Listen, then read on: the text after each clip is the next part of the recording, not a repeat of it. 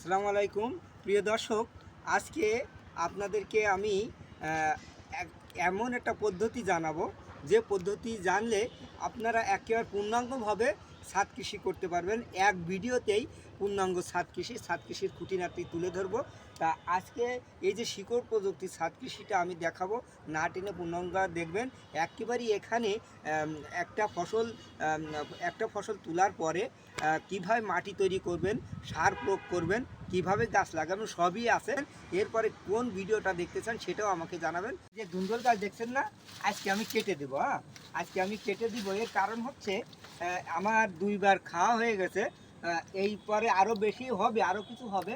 এই দেখেন আছে, তবে আমি আরেকটা ফলন তোলার জন্য, আরেকটা ফসল রোপণ করার জন্য আমি এটা কেটে দেব। কারণ এখন যা হবে অল্প অল্প হবে, আমার অত দরকার না, আজকে কেটে দিব। তাই এদেরকে আমি আজকে কেটে দিচ্ছি। এটা কেটে দিচ্ছি। এটা কেটে দিয়ে আবার নতুন করে টমেটো লাগাবো। এই জন্য কেটে দিচ্ছি। দেখতে থাকুন, দেখুন যে হয়ে গেল। এখন ফেলে দিতে যাবো, ফেলে দিয়ে আসি। দেখুন এই যে গিমাকর্মীগুলো উঠাই দেবো, কারণ গিমাকর্মী কেউ পছন্দ করে না, তো এই জন্য আমরা রাখবো না।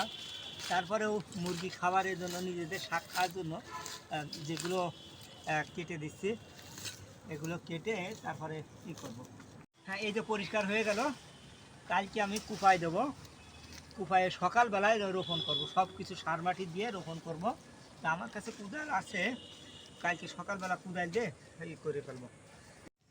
বেড পরিষ্কার করার পরে মাটি প্রস্তুতের সময় এবং পরিষ্কার করার পরে কোদাল দিয়ে একেবারে ঝুরঝুরি করে ফেলবেন।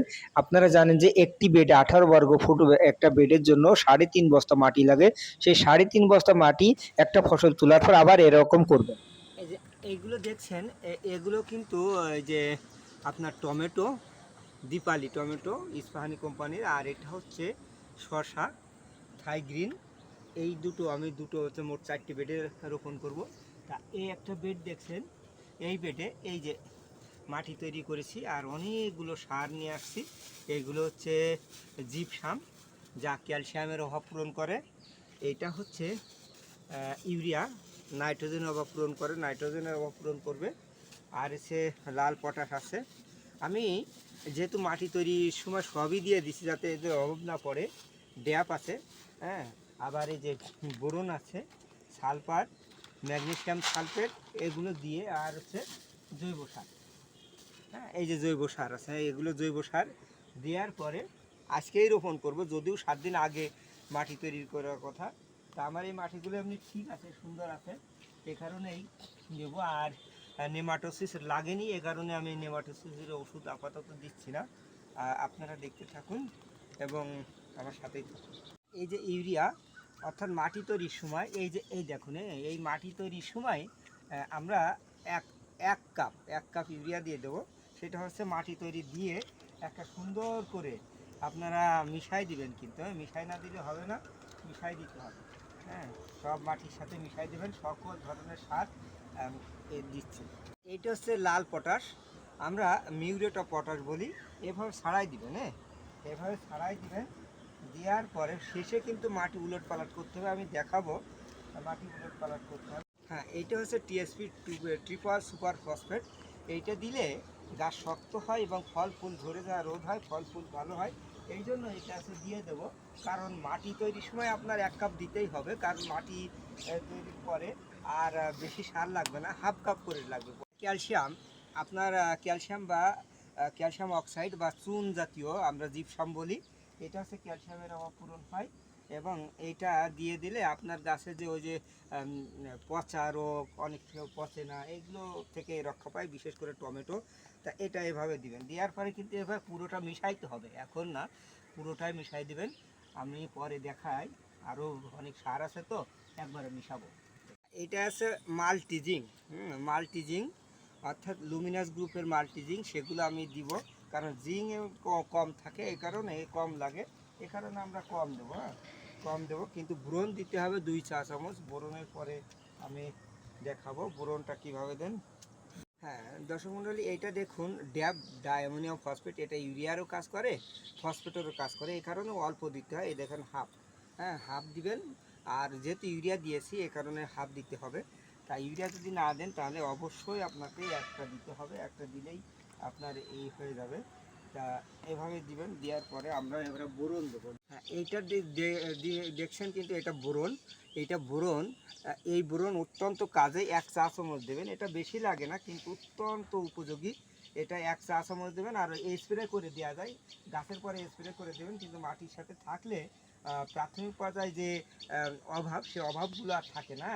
এটা আছে সলিউবল বোরন, এটা আছে স্প্রেও করা যায়, আপনি মাটির সাথেও দিতে পারেন। এটা আছে জৈব সার, এই জৈব সার 1 থেকে 2 কেজি 3 কেজিও দিতে পারেন। তা আমার যেহেতু কম আছে এ কারণে জৈব সার কম দিচ্ছি, যা আসলে কমে গেল। কিন্তু জৈব সার দেওয়ার পরে এটা কিন্তু আমার মাটিতে জৈব সার আছে, এ কারণে কম দিয়ে দিলেও হবে, কারণ আগে প্রচুর জৈব সার দেওয়া। এই দেখুন মাটিগুলো কত সুন্দর। এভাবে একেবারেই মাটি সুন্দর করে ভাজাবেন, যাতে মিশাতে হবে, মেনলি কোনো সার যেন না থাকে, মাটির তলে চলে যায়। মাটির তলে যাওয়ার পরে আপনারা এই করেন ভালোভাবে কোদাল দিয়ে মিশাবেন, যাতে অ্যামোনিয়া সার কিন্তু উড়ে যায়, এই জন্য সুন্দর করে। এই যে সাথী ফসল হিসেবে আমি এই যে RM-001-এর ইস্পাহানি কোম্পানির এটা সাথী ফসল হিসেবে দিব। এবং দেওয়ার পরে যেহেতু টমেটো লাগাবো, টমেটো 20-25 দিন কিংবা 30 দিন পরে টমেটো বড় হয়ে যাবে, আমি এই যে লাল শাক খেয়ে ফেলবো। কিন্তু লাল শাকের বীজ তো অনেক ছোট, এটা রোপণ করার কিন্তু নিয়ম আছে। কিছু ঝুরঝুরে মাটি দিয়ে দেবেন এর মধ্যে, দেওয়ার পরে এই যে ঝুরঝুরে মাটি দেওয়ার পরে অনেক ভালো মনে করেন, তো তখন আপনি এইভাবে করে দেন, এভাবে দিলে অনেক ভালো হবে। এই যে লাল শাকের বীজ বপন করা হয়ে গেল, বপন করার পরে আপনারা কিন্তু এরকম দিবেন না, কিন্তু বীজ গজাবে না। হ্যাঁ, বীজ গজাইতে হলে অবশ্যই আপনাকে মাটির নিচেই দিতে হবে, খুব বেশি না। লাল শাক খুব তলে দেওয়া যাবে না, লাল শাক এভাবে দিয়ে এভাবে মাটিতে করে দিই।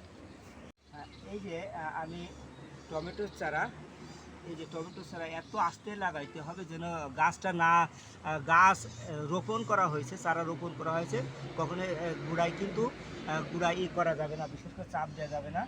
আপনারা চাপ না দিয়ে সুন্দর করে লাগাবেন এইরকম একটা বেডে। 8টা থেকে 9টা, খুব বেশি দেওয়া যাবে না, বেশি দিলে এরা তো বড় হয়। 8টা 9টা একটা বেডে 8টা করে দিবেন, তাহলে আপনার গাছগুলো সুন্দর থাকবে। হ্যাঁ।